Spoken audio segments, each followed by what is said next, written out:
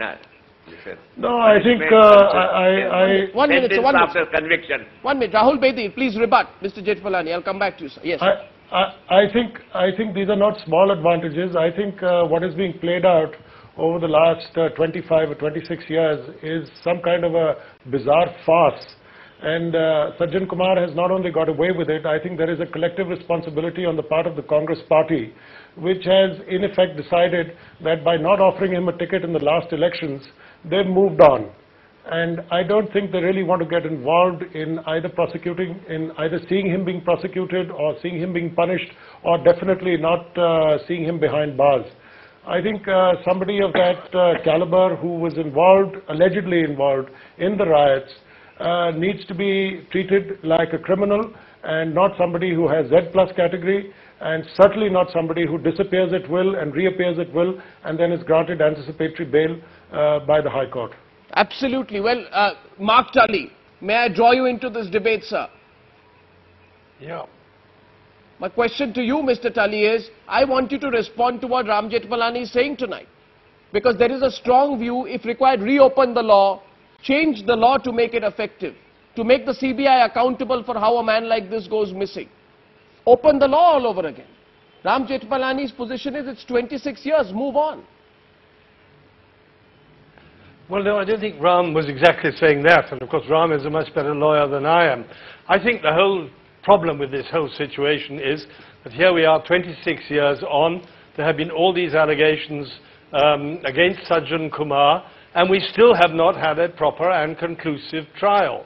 And so the criticism should be just as much against the courts and against the legal system as against anyone else. And that's, I think, where the problem really lies. This business of not giving him, giving anticipatory bail is really only quite a short stage in a far, far too long legal process. No, but you see, because of the continuous monitoring of the Gujarat riot cases, Mr. Jethmalani, in the Supreme Court, the alleged perpetrators are all set to face trial. Can the same be said of the 1984 anti-Sikh riot cases? Does the comparison not hold, Mr. Jethmalani? Of course it does hold. I'm quite sure that the trial court on the evidence is going to return a right verdict and inflict the maximum possible punishment that the man deserves. And I believe that for 26 years, if he has been able to avoid the judicial process, that should be an aggravating circumstance. Mr. Jethmalani, when the matter of Mr. Jethmalani, who is letting him get away? Who is letting him abuse the system? It is the Central Bureau of Investigation, which is seen to be hand in glove with Sajjan Kumar.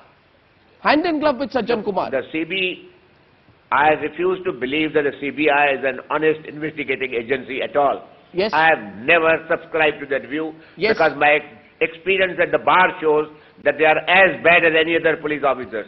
No, but if that is the case, haven't you, Mr. Jethmalani, by saying that, contradicted your own point?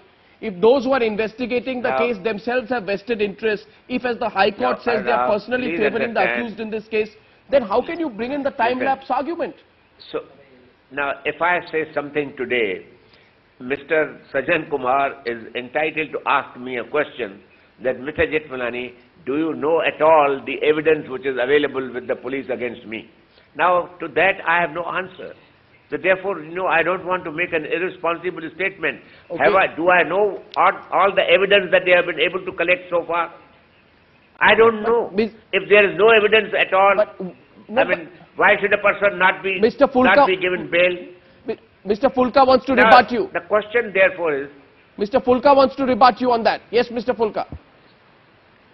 I am willing to be rebutted. What Jethmalani is saying, that is in the normal circumstances. But here is a case where the investigating agencies are totally in hand in glove. The prosecuting agency has actually become a defending agency. The police did their best to save Sajjan Kumar. The victims go right from November 84. They go and report and name Sajjan Kumar. Police does not register a case. Yes. In each and every report of the human rights groups, his name appears. Before Mishra Commission, the affidavits are filed. His name appears. before Jan Banerjee committee, affidavits are filed, his name appears. When those affidavits are sent to police, his name vanishes. Now the police and the government goes out of the way to protect him. And so it is a very unusual circumstances. Here this person who surely by using his clout has been able to scuttle the process of justice and the process of law for all this year. He is not entitled to now get the benefit of this delay, because he has succeeded in scuttling the process That's himself. the point, Mr. Jethmalani. And moreover, this person... Now, Arnav, let me tell you, I have heard Mr. Fulka, and I have so much respect and affection for Fulka that I believe what he says. Now, what he says is that there is credible evidence to convict this man. And Yes. I don't know whether the public prosecutor who appeared at the time of opposing this bail or submitting to the bail, did he mention to the court this evidence that exists? If that evidence had been pointed out to the court, I don't believe that the court would have ever granted bail to the man. No, 25-year investigation. Yes. A man with... Yes, but... No. My point is limited. How can he just go missing? Listen, Fulka knows the evidence, I don't know the evidence. No, but I believe Fulka. If Fulka is right, no court should have granted him bail. But then what about the CBI, sir, which says he's untraceable? What about the CBI, Mr. Bedi? Isn't the CBI part of this entire plot, this plot of complicity, Mr. Bedi?